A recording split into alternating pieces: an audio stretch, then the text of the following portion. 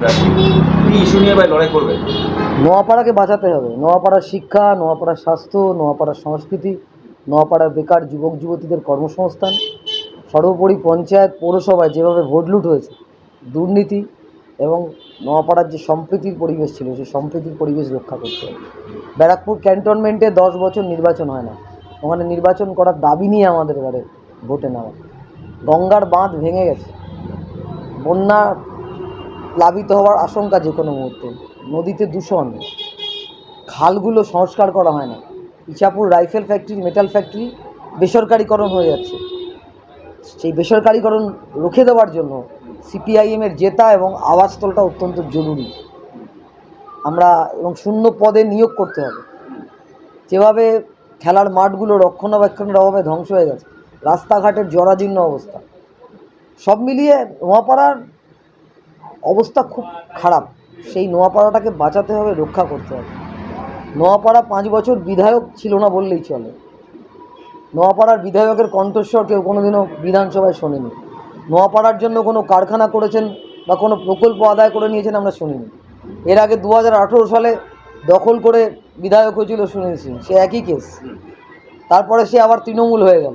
তাহলে নোয়াপাড়াতে একটা সুস্থির রাজনৈতিক পরিবেশ অত্যন্ত দরকার এবং দীর্ঘদিনের বাম আন্দোলনের ঘাঁটি হচ্ছে নোয়াপাড়া। সেই নোয়াপাড়াতে আবার নতুন করে নোয়াপাড়ার শিল্পাঞ্চল হবে, যে শিল্পাঞ্চল একসময় ছিল। এখানে বন্ধ কারখানার জমিতে হাই রাইজ বিল্ডিং না, কারখানা হবে। সেই অঙ্গীকার নিয়ে আমরা এবারে ভোটে মানুষের কাছে যাব।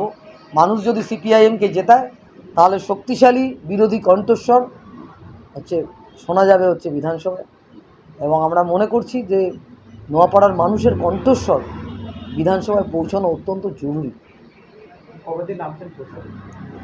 দেখুন, আমি এই অঞ্চলের মানুষ। এই পৌরসভায় যখন ভোট লুট হয় তখনও আমি রাস্তায় ছিলাম, পঞ্চায়েতে যখন ভোট লুট করে তখনও আমি রাস্তায় ছিলাম।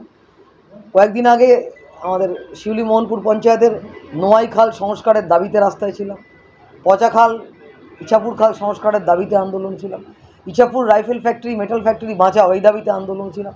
ফলে আমি রোজ রাস্তায় নেমে আছি এবং অবশ্য করেই প্রার্থী ঘোষণা হয়েছে। আজকে বিকেল থেকেই, সন্ধ্যা থেকেই আমি প্রার্থী হিসেবে প্রচারে নাম। দেখুন, নোয়াপাড়ার মানুষের প্রতি আমার ভরসা আছে, আশ্বাস আছে, বিশ্বাস আছে যে নোয়াপাড়া এবার সিপিআইএমকে কেন্দ্র থেকে জেতাবে, এই ভরসা আমাদের আছে। নোয়াপাড়ার বাসিন্দা বলে কি আপনাকে? না, আন্দোলন সংগ্রামে ওটাও আমি মনে করি না। পশ্চিমবাংলার যে কোনো প্রান্তে যে কোনো নাগরিক ভোটে দাঁড়াতে পারে, কিন্তু এখানের আন্দোলন সংগ্রামের সাথে আমি দীর্ঘদিন যুক্ত আছি।